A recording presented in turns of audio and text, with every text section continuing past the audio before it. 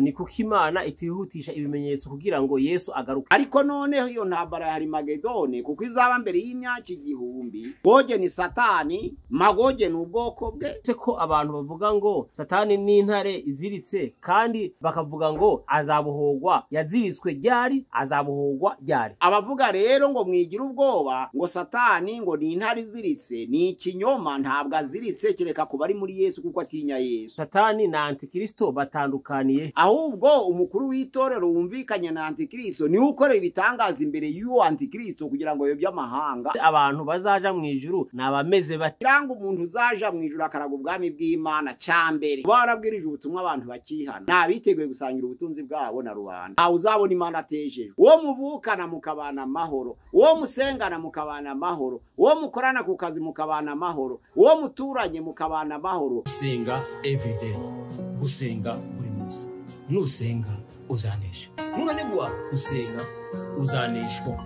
Senga usenga everyday, umurongo hamwe ukuri yo tugunyuraho ijambo ry'Imana.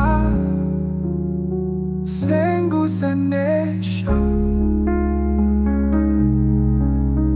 Reka gusuhuze inshuti ya Gusenga everyday, nizere ko mumeze neza mu bisanzwe muri kumwe nanje Managiza Edouard. Abari mu Rwanda turasuhuje tubabwira ngo Imana ibahe umugisha.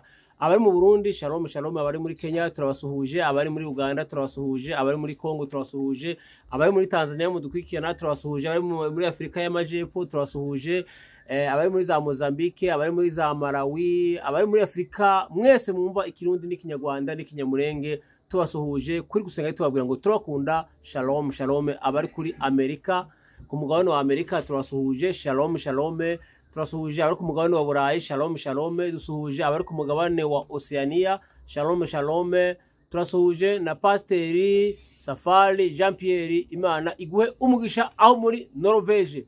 Pasiteri turagusuhuje. Uraho dogiteri? Shalom shalom. Mwatangira musenga Imana. Mana turagushimiye, turaguhimbajwe neza uyu mwanya. Turi imbere yawe, waraturinze iminsi yacu yose yo kurama abanye natwe tubona ukuboko kwawe, kandi duhamagarira kwamamaza ishimwe ryawe kugira ngo tugeze ubutumwa bwiza ku bantu bose. Ndagushimiye ko inshingano ikomeye tuyirimo tukaba tugikomeza, ariko Yesu yadusezeraniye ko azabana natwe kugira ku mpera y'isi. Izo mpamvu duhamagaye abantu bose mu mahanga yose kugira ngo bakurikire ijambo ryawe, bumve ubutumwa bwiza maze bakangukire kugukurikira, kandi barushaho guhinduka mu mitima yabo, bakuramye bagushengerere, kandi barushaho kwinjira mu bwami bw'Imana mu izina rya Yesu Kristo umwami wacu. Amena. Amena. Pastor tukubaza ibibazo bijanye n'iminsi y'imperuka. Ikibazo cya mbere, ese iminsi y'imperuka yatangiye ryari? Ubundi jambo ryanditswe mu isezerano risha, Yesu yaravuze ngo mu minsi y'imperuka, ariko Paulo aravuga ngo mumenye ko ibimenyetso by'iminsi y'imperuka bigeze. Iminsi y'imperuka yatangiranye na Yesu, nuvuga ngo kuva Yesu yinjira mu murimo iminsi y'imperuka yaratangiye, ko nibwo babihanuye. Iminsi y'imperuka rero iri gusohoza imyaka igera hafi 2000 kugeza uyu munsi wa none. Iyo minsi y'imperuka rero bayivuze mu kinyejana ca mbere, bayivuga mu ca kabiri, bayivuga mu ca gatatu, kugeza mu kinyejana ca 21 uyu munsi tugezemo, bavuga iminsi y'imperuka. Ico gihe cyose Yesu ari mw'isi, kuko ari igihe ca gatanu citwa igihe c'ubuntu. Nuvuga ngo ibihe 7 Imana yageneye isi, igihe gisoza ica gatandatu gisoza citwa igihe c'ubuntu, nico kivuga iby'iminsi y'imperuka. Uko mu bihe 7 Imana yageneye isi, igihe c'ubuntu ni ica gatandatu, gikurikira none ica gatanu c'amategeko, akaba arico kivuga iby'iminsi y'imperuka. Kivuga iminsi y'imperuka rero kuva Yesu yinjira mu murimo kugeza uyu munsi wa none tubwiriza ubutumwa bwiza, dukoresha inshingano Yesu Kristo yadusigiye kugira ngo tuyamamaze, ni iminsi y'imperuka. Paulo rero muri Timoteyo ya 2:3 yavuze imyifatire y'iminsi y'imperuka, ariko yayivuze yayirebaga nareba n'abico gihe, kuko mu bafite ibimenyetso bisabitse harimo n'abafarisayo, kandi ni ico gihe. Urumva ko iminsi y'imperuka nihitangirira kugeza uyu munsi wa none. Urakoze Pastor. Dukurikije ibimenyetso biranga iminsi y'imperuka, canke dukurikije ivyanditswe byera turebye ibyo Yesu yavuze mu butumwa bwiza bwa 24 turebye Pawulo yanditse, Yesu ntiyaba ari hafi kugaruka? Kuba hafi bahora babivuga, ubundi biri muri Yesu ni hafi, kuko ugeranisha imyaka 1000 igeranya n'umunsi umwe ku muntu, nuvuga ngo imyaka 1000 ku muntu ikageranya n'umwaka umwe n'umunsi umwe ku Mana, wabona byose ari vuba. Kuko niba tugeze mu myaka 2000 umunsi wa none, kandi Imana ikabibona imyaka 1000 nk'umunsi umwe n'iminsi 2 byaba vuba. Mu Byahishuwe igice ca 3 umurongo waho wa 11 haravuga ngo ndaza vuba. Yesu yabivuze agiye kuzamurwa ajya mu ijuru avuga vuba. None imyaka 2000 irashize, ariko iyo vuba ntiyigeze iceceka. Ubwo nukuvuga rero ngo Yesu aregereje, igihe cyo kugaruka kwa Yesu kirageze, ariko kuva mu kinyejana ca mbere byose ni vuba ukurikije uko Imana ireba ibihe. Nukuvuga ngo ni vuba, kandi Yesu yende kugaruka koko nibyo. Murakoze Pastor. Ikibazo ca gatatu ni kuko Imana itihutisha ibimenyetso kugira ngo Yesu agaruke? Imana igira urukundo. Usomye hariya muri Petero ya 2 igice ca 3 umurongo wa 9 haravuga ngo Imana ntabwo itinze isezerano ryayo nk'uko abantu bamwe batekereza kwiritinza, ahubwo idutegereza yihanganye idashaka ko hagira n'umurimbuka. Imbabazi zayo rero zituma itinza kurangira kw'ibimenyetso, ariko ibimenyetso by'iminsi y'imperuka n'ubwabyo ntibirarangira, kuko ikimenyetso ku muntu wagiye isi agakurikirana ijambo ry'Imana muri Matayo 24:14 havuga ngo ariko ubutumwa bwiza bw'ubwami bw'Imana buzamamazwa hose ku bantu bose, kugira ngo bibere ikimenyetso abanyamahanga nibwo imperuka izahita iza. Biragaragara ko ku bagenda isi ntabwo ubutumwa bwiza bwari bwagera hose mu nguni zose z'isi, kandi cyatubye butagera hose nuko itorero ritubahije inshingano ikomeye Yesu Kristo yadusigiye. Ubundi barayihinduye, Yesu yaduhamagariye kugenda, bo bavuga ubutumwa bashaka kugwira. Ubwo rero n'amatorero y'uyu munsi ntashaka kohereza abantu, kuko iyo bohereje abantu biba bikenewe na bije, ya bije ikagabanya umugambi w'itorero na sosiyete barimo. Nuvuga ngo abakristo uyu munsi wa none bahushije inshingano y'Imana, n'itorero ntabwo rikiri mu mugambi w'Imana uyu munsi wa none. Kuko iyo abantu bamaze kugwira ntibatoranya mwabo kohereza, ahubwo bakomeza kugwiza.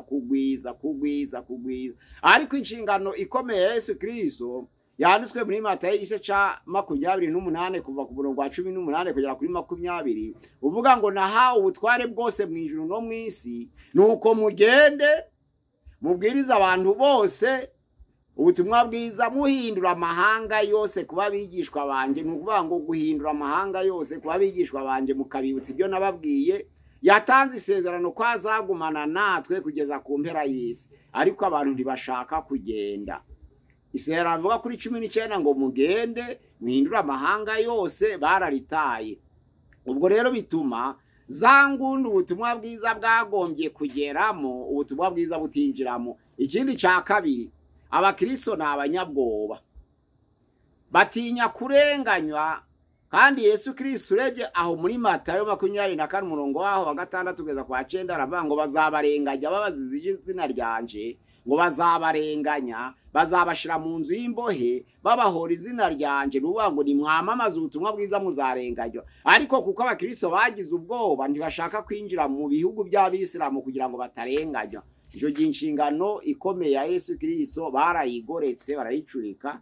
Aho kugira ngo bagende baragwira, aho kugira ngo bagende baragwira. N'abari iruhande rwabo ntibarabwirwa, uretse n'abari kure gusa, ariko n'abari iruhande rwabo babyumvira ku mateleviziyo, babyumvira ku maradiyo, babyumvira ku ma YouTube. Ariko ubutumwa bwiza bw'inshingano y'itorero abantu bahaguruka ntabwo babushohoje, kuko umuntu wese ahagurutse kominoti imwe yakwira amahanga yose kandi kararangije. Niba abantu 12 barabwirije ubutumwa bwiza bukagera hose mwaburiya buryo, ni gute abantu barenga miliyoni 10 babwiriza ubutumwa bwiza ntibukwire hose? Nuko batabyitayeho, bakibagirwa inshingano ikomeye Yesu Kristo yase. Nizo mpamvu izo ngundi zitaragira mu butumwa bwiza zikiboneka.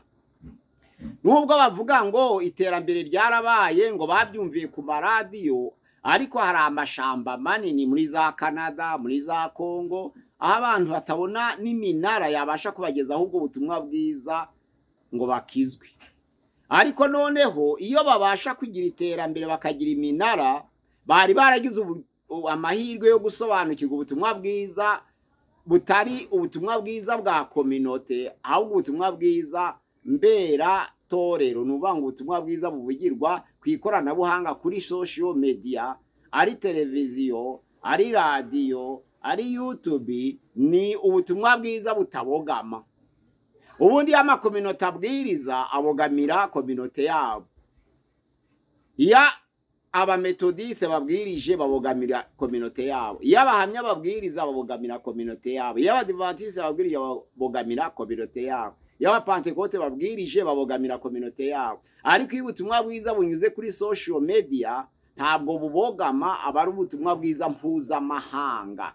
Izo mpamvu bari bafite amahirwe, abari mu ngundi zitagerwaho ubutumwa, iyo haba iminara bageraho byari kuba byiza bakahabwa ubutumwa bwiza bw'itorero butari ubutumwa bwiza bwa communauté bubogama cyangwa ubutumwa bwiza bushigiye ku dini buba bwarageze. Ariko Imana rero kuko ari inyembabazi igatinza isezerano ryayo nk'uko ijambo ryayo rivuga, kuko ishaka ko abantu benshi Bibiliya ntabwo ivuga benshi gusa, iravuga ngo ishaka ko bose bakizwa. Niwo mugambi w'Imana yatanze Yesu Kristo kugira ngo abantu bose bakizwe. Nizo mpamvu bakijijwe, niba koko barakiye ubutumwa bwiza bw'ukuri, ntibari bakwiriye kubugira ubwiru, bari bakwiriye kubwamamaza kugira ngo babashe kugera ku bantu bose. Ikimenyetso rero kivuga ngo ubutumwa bwiza bugomba bw'ubwami bw'Imana bugomba kwamamazwa mu mahanga yose. Nizo mpamvu kitarasohora. N'ikimenyetso kivuga ngo agahe gato k'amahoro kazakubitira rimwe ku isi. Abatesalonike ba mbere 5:1-3 nako ndikaraboneka. Ariko n'urusengero rw'i Yerusalemu rutegurwa kubakwa mu mugambi w'abayuda narwo ntirurubakwa. Urumva rero Imana ntabwo yigeze itinza ibimenyetso, ahubwo abantu kutavuga ubutumwa nibo batuma ibimenyetso bidasohora. Urakoze Pastor, ushaka nese intambara ya hagati y'umutwe wa Hamas na Isirayeli ifitanye isano n'iya Harmagedoni? Ntaho bihuriye na gatoya. Iyo umuntu avuga ngo bifitanye isano n'iya Harmagedoni, n'abantu abadasoma Bibiliya. Uso bijyashwe 16 hari ibyago 7. Mu bapremilenariste bavuga ko ibyo byago 7 bitagenewe itorero, ahubwo bizaba itorero ryarazamuwe, kandi bikaba mu gice cya kabiri cy'imyaka 7, ariyo myaka 3 n'igice iheruka. Bakavuga ko ibyo byago 7 bizagera ku bazaba barasigaye ku isi mu mugambi w'Imana wo kurokora abayo, bakaba batazahura nabyo na hatoya. Ariko niba intambara ya Harmagedone izaza nyuma y'icyago cya 6, isoma ibyahishwe igice cya 16 umurongo waho mbere n'uwa 2, haravuga ngo abamarayika 7 basuka inzabya ndwi ku isi. Ijambo ry'Imana riravuga ngo icyago cya mbere haza ibisebe biribwa biryana kandi bibi.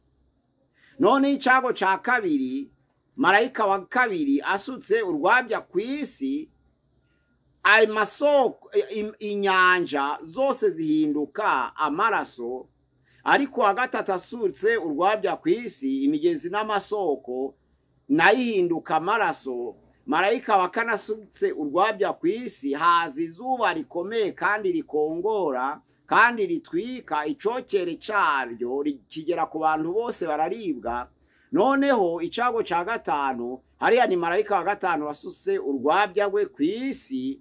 Noneho havamo igwabye ku isi, haza umwijima. Ijambo ry'Imana riravuga ngo twikira abantu barimwe abari bafite ibisebe binuka bibi cyane. Noneho bararibwa batangira gutuka Imana. Ariko icyago cya 6, marayika wa 6 asutse urwabya rwe ku isi. Ijambo ry'Imana riravuga ngo mbona mu kanwa ka cyakiyoka no mu kanwa ka ya nyamaswa no mu kanwa ka muhanuzi ibinyoma imyuka 3 mibi iyobya, ariko ibimenyetso n'ibitangaza, kandi igahuririza abami kuja mu ntambara y'umunsi ukomeye w'Imana. Ijambo ry'Imana riravuga ngo ibahuririza ahantu hamwe hitwa mu ruhebero ngo Harmagedone. noneho icago ca karindwi marayika wa karindwi asutse urwabya ku isi haza urubura. Ahangaha ku cago ca gatandatu c'ibikeri niho hazaza intambara ya Harimagedone. Haba ku bapremienaliste ntabwo itorero rirazamurwa. Premieraliste bisobanuye nabaki? Nuvuga ngo abapremienaliste ni abantu bizera ko imyaka igihumbi abera bazimana na Yesu mu kirere. Nukuvuga ngo barangije imyaka 7 nuvuga ngo bazimana na Yesu. Ico gihe bazaba bari mu ijuru ariko abapagani badahari. Abona abapremienaliste. None abona amatorero yahe? Ubwo n'urugero nk'abapantekote muri rusange bose n'abapremienaliste, nk'abapantekote ku isi muri rusange n'abapremienaliste. Ariko abaposeminaliste nabo barimo itoro rya William Mirere ry'abadventiste, itoro rya gikristo ry'abadventiste b'icumweru, bemera ko imyaka igihumbi yatangiranye no kuzuka kwa Yesu Kristo. Bakaba bavuga ko ibimenyetso byatambutse nta gihe na rimwe kugeza uyu munsi wa none hari haba ibisebe ku isi bikwira abantu bose. Nta gihe na rimwe uretse ibyabaye mu Egiputa inyanja zari zahinduka amaraso. Nta gihe imigezi n'amasoko birahinduka amaraso. Nta gihe harazi izuba rikongora ngo abantu batake barire ku isi yose. Nta n'igihe harongera kuba umwijima uretse ubwira kabiri bwabaye muri Portugal mu 1780. Niho habaye ubwira kabiri bwamaze igihe kirekire, nabwo abantu benshi bagira ubwoba. Haba n'umutingito wisha abantu barenga 30,000 muri ico gihe, ariko nta wundi mwijima wabaye kugira ngo ugaragaze ko ari ikimenyetso ca gatanu c'ico gihe. Ikindi noneho rero abaposeminaliste nabo nta na kimenyetso na kimwe bari bagaragaza cabereye ku isi canditswe mu bimenyetso biri mu byago 7 byabaye abamarayika 7 basuka inzabya zabo ku isi. Nta bihari, ntabwo babigaragaza. Nuvuga ngo baba abapremienaliste ntabwo itorero rirazamurwa. Ico ni ikinyoma kuvuga ngo irantambara ya Hamasi n'abayuda ni Harimagedone. Baba abaposeminaliste ba William Mirere ntabwo igihe kiragera, kuko twagiye tubara ibimenyetso ntibirasohora kugira ngo bibanze bibe ku isi. Ahangaha rero ni ikinyoma. Baba abamilenaliste bo ntibibareba. Abamilenaliste nabahe? N'abamenonite bizera ko imyaka igihumbi Yesu Kristo azimana n'abera mu ijuru ari mu mwuka. Abamenonite ino muri Afrika barahari? Barahari, muri Ethiopia barahari. Ni ukuvuga ngo bavuga ko imyaka igihumbi bavuga atari imibare ya matematike, ahubwo ari imibare yo mu mwuka, bisobanura ngo igihe gihagije. Ubwo rero bavuga ko twinjiye mu bwami bw'Imana Yesu amaze kuzuka. Mu buryo bw'umwuka twinjiye mu bwami bw'Imana, ariko noneho tukaba dutuye ku isi, kandi umutware w'abisi akaba ari Satani, ariko twe tukaba turi ubwoko bw'Imana. Izo mpamvu turi mu bwami bw'Imana. Abo naba amilenaliste b'abamenonite bavuga ko imyaka igihumbi itazabaho y'imibare. Abo bose ntawe ufite ikimenyetso cerekana ko intambara ari Harimagedone. Urakoze Pastor. Kibazo ca gatanu, ese intambara ya Harimagedoni ni ya Gogi na Magogi zizakurikirana? Ntaho zihuriye. Intambara ya Harimagedone izaba ku gice ca kabiri c'imyaka 7 c'imyaka 3 n'igice, mbere yo kugira ngo habe ubutumwa bw'abahamya babiri. Noneho ijwi rive mu ijuru, umwuka w'ubugingo yinjiye muri ya mirambo izicanwa n'abebe ubutumwa bwiza bw'abahamya babiri, nabo babahamagara ngo nimuzamuke muze hano. Ni igice ca kabiri c'imisi c'imyaka 7, ariyo myaka 3 n'igice. Ubwo rero intambara ya Harimagedone, kuko aho ngaho ariho bavuga ko ibyo byago bizaba, kandi ku ca gatandatu kigahuza n'intambara ya Harimagedone. Nuvuga ngo intambara ya Harimagedone izaba mbere y'imyaka igihumbi Yesu azimana n'abera. Naho rero intambara ya Goge na Magoge yo ahubwo ni nyuma y'imyaka igihumbi Satani abohowe.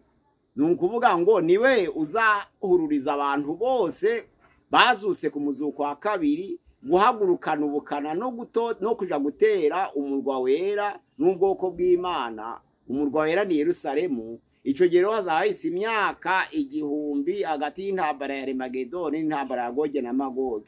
Ubundi Harimagedone bisobanura ngo hare ni intambara, Imegido ni nyuma y'inkike z'i Yerusalemu. bavuga ko intandaro n'imbarutso y'intambara izahururiza amahanga yose ku munsi ukomeye izabera inyuma y'inkike z'i Yerusalemu. Ni ukuvuga ngo Isirayeli mu mateka y'ibyabaye ku Mana n'intambara niho izatangirira. Ariko noneho iyo ntambara ya Harimagedone kuko izaba mbere y'imyaka 1000, Yesu akimara n'abera imyaka 1000 yaratambutse ico gihe, ntabwo ihuye na Goge na Magoge. Magoge ni ubwoko, naho Goge ni shefu wabo, kandi iyo Goge ishushanya Satani. Ariya mu byahishuwe igice ca 20 umurongo waho wa 8 hari Goge na Magoge.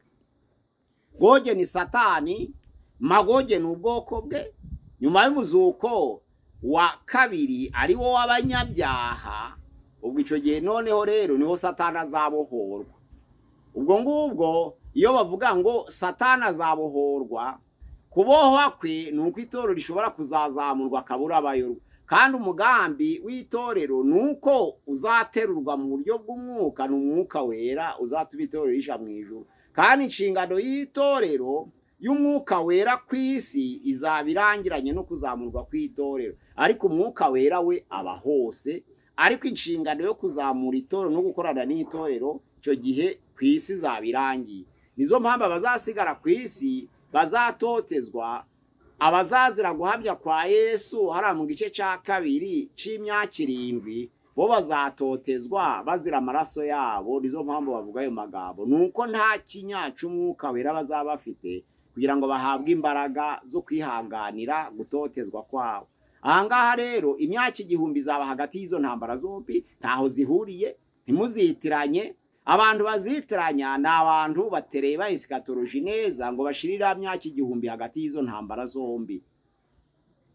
Akoze Pastor se abantu bavuga bashingiye ku Burusiya, bashingiye ku byanditswe mu buhanuzi buriya bwa Ezekiel na ba Yeremiya, bavuga ngo Gogi ngo ni Burusiya, urabivuga hiki? Ni amakuru y'ibihimbano, ariko ibyanditswe byera ntando babivuze. Ni ukuvuga ngo usesenguye neza ibyanditswe byera, nta n'igitabo nyakuri kitubwira ko Goge na Magoge ari y'Uburusiya. Kandi Goge na Magoge ari y'Uburusiya. Iyi ntambara ya none ntabwo yakwitwa Goge na Magoge kuko bya byago 7 bitaraba na Yesu akaba atari Imana n'abera imyaka 1000, ntabwo Goge na Magoge yaboneka, kandi zaza nyuma y'imyaka 1000.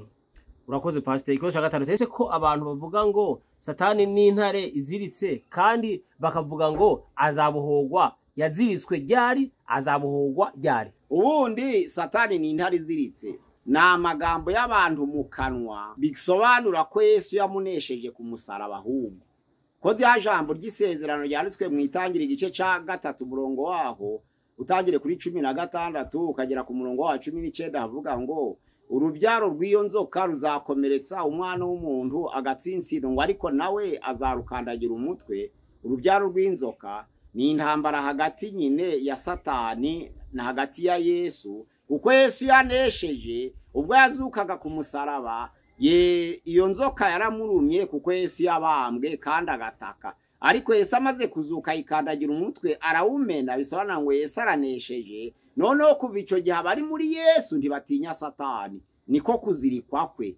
Ariko Satani ntabwo aziritse, ahubwo ni inzererezi kugeza na n'uyu munsi wa none. Araziritse ku bari muri Yesu, ariko ntaziritse ku batembera Yesu kuko aracayo by'amahanga na n'uyu munsi wa none. Satani rero ni imvugo, ariko aziritse kubemera Yesu, kandi aziritswe n'imbaraga za Yesu kuko Yesu yanesheje, ariko nta migozi muriho. Noneho rero hariya baravuga ngo kubohwa kwe no kubaho kwe nako ni ukubura abayobya, kuko itorero rizaba ryazamutse. Ariko Satani ni umwuka. Iyo bavuga kubohwa ntibavuga za shene z'imigozi, bavuga kutagaciro no kubura icyo akora. Abavuga rero ngo mwigira ubwoba ngo Satani ngo ni intare iziritse, ni ikinyoma. Ntabwo aziritse kereka kuba ari muri Yesu kuko atinya Yesu. Kandi mu Petero ya mbere igice ca 5 umurongo wa 8 haravuga ngo mwirinde ibisindisha uko Satani umurezi wanyu azerera, ararekereje, arazerera nk'intare kugira ngo abona uwo yaconshomera, bisobanura ngo ni inzererezi azerera nk'intare kugira ngo abone uwo yaconshomera. Araziritse rero kuba ari muri Yesu kuko atinya Yesu, ariko nta migozi muriho. Murakoze pastor. Ko ushaka rindwi, Satani na Antikristo batandukaniye. Satani ni umwuka uyobya. Somye byahishuwe igice ca 13 ku murongo wa 3 kwa 4, aravuga ngo ca kiyoka kiyiha imbaraga n'ubutware n'ubushobozi. Ni umwuka wa Satani winjira mu butware bw'iyisi, kuko iyo bavuga Antikristo ni imbaraga za Satani zinjira mu mutware w'isi kugira ngo yigereranye n'Imana. Kandi ijambo ry'Imana riravuga ngo uyu munsi kuva mu kinyejana ca mbere ngo Antikristo yatangiye gukora mu buryo bw'amayoberane. Ariko none usenye muri Yohana ya mbere igice ca 2 umurongo wa 18 haravuga ngo ba Antikristo babaye benshi. Nubanga abategetsi b'isi bakoreshwa na Satani babaye benshi, niko bisobanura. Umwuka rero mubi wa Satani ni umwuka agakorera mu mutware w'isi, niwe uza gufata iryo zina rya Antikristo, ariko bagakora mu butatu bwuzuye Antikristo ya cakiyoka na wa muhanuzi w'ibinyoma. Antikristo ntabwo akora ibitangaza, oya, ahubwo wa muhanuzi w'ibinyoma ni ukora ibitangaza imbere ya nyamaswa. Abiyitirira rero izina ry'Imana nibo bayobya abantu bakora ibitangaza. Ni ukuvuga ngo Antikristo ntabwo akora ibitangaza, ahubwo umukuru w'itorero wumvikanye na Antikristo ni ukora ibitangaza imbere y'uwo Antikristo kugira ngo yobye amahanga abayobesha ibimenyetso n'ibitangaza.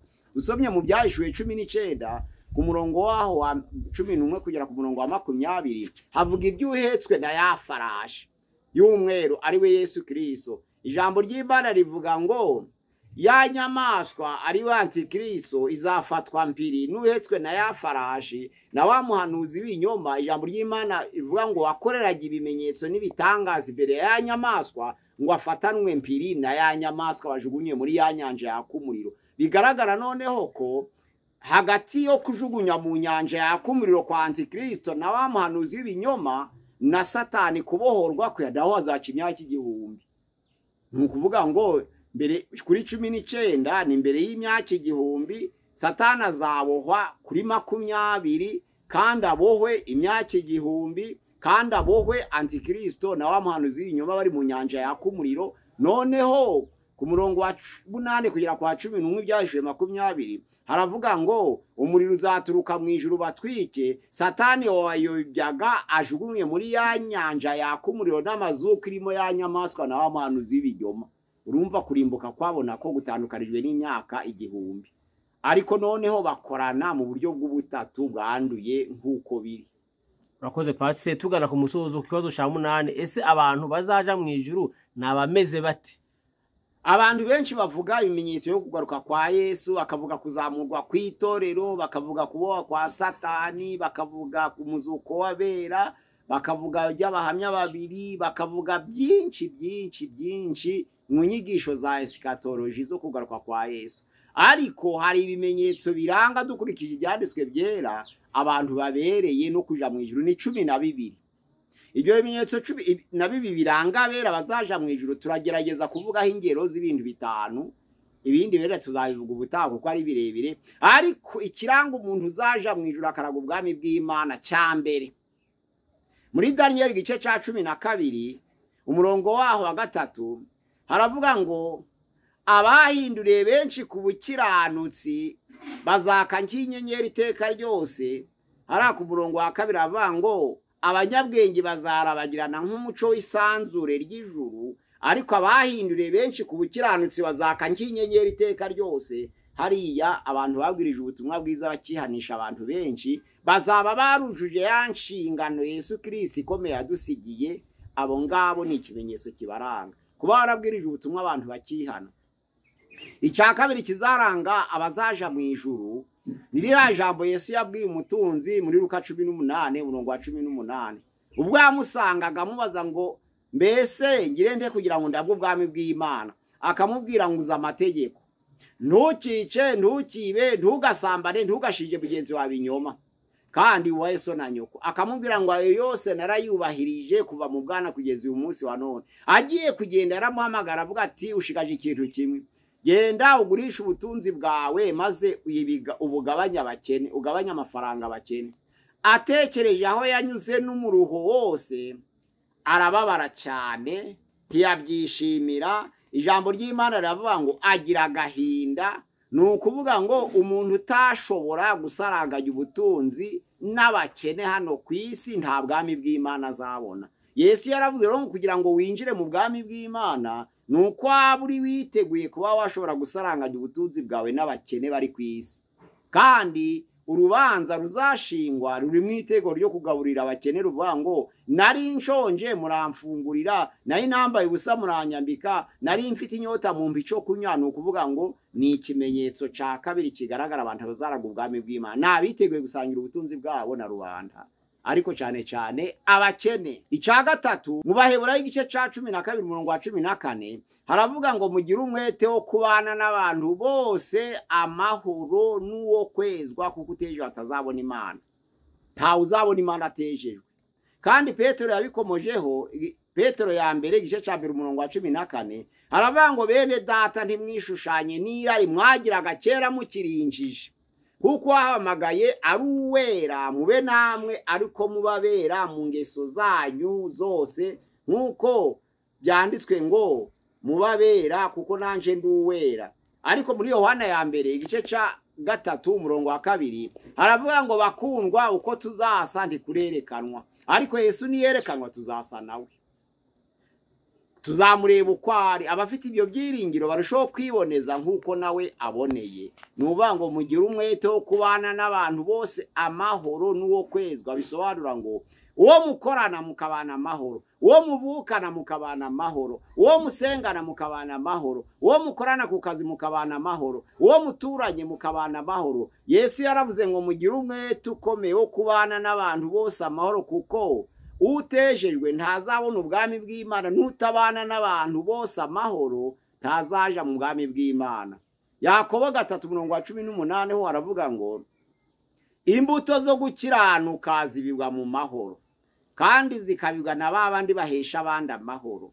Abantu bagira amahoro ari uko bahesheje abandi, kandi amahoro ni imbuto y'umwuka. Nizo mpamvu Matayo 5 hariya ku murongo wa 5 aravuga ngo hahirwa ababiba amahoro uturude iruhande rwabo, kuko ubwami bwo mwijira ari ubwabo. Bisobanura ngo iyo utanga amahoro nibwo Imana iguha amahoro. Iyo udatanga amahoro ntabwo uri mu nzira y'ubwami bw'Imana. Kandi Imana yonyine niyo itanga amahoro. Nta mahoro y'isi, hasi haba umutekano, ariko amahoro atangwa na Yesu.